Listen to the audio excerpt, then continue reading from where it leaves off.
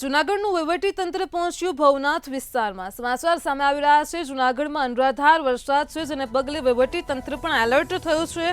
ભવનાથ વિસ્તારમાં પણ ધોધમાર વરસાદ છે। કલેક્ટર અને કમિશનરે સ્થળ નિરીક્ષણ કર્યું છે, વાહન વ્યવહારને ડાયવર્ટ કરાયો છે।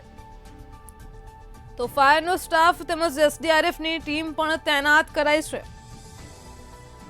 જૂનાગઢમાં માંગનાથ ભવનાથ ગિરનારમાં ધોધમાર વરસાદી માહોલ છે, જેને પગલે ભવનાથ વિસ્તારમાં વહીવટીતંત્ર પહોંચ્યું હતું। કલેક્ટર અને કમિશનરે સ્થળ નિરીક્ષણ કર્યું અને ત્યારબાદ વાહન વ્યવહારને ડાયવર્ટ કરાયો હતો।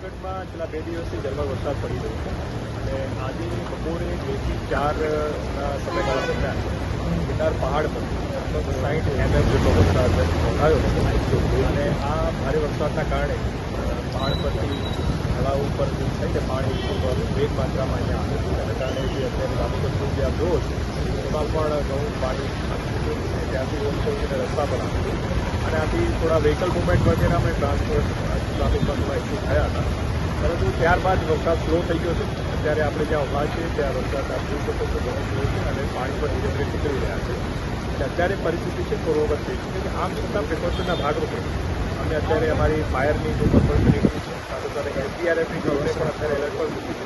સંપૂર્ણ સ્થિતિમાં અમારી ટીમ અત્યારે ફરી રહી છે। કોઈ પણ જગ્યાએ અત્યાર સુધીમાં કોઈ જાનહાની નથી, કોઈ લોકોને રેસ્ક્યુ કરવા પડે એવી કોઈ પરિસ્થિતિ નિર્માણ નથી થઈ, છતાં પણ અમે આજ રાત માટે સંપૂર્ણ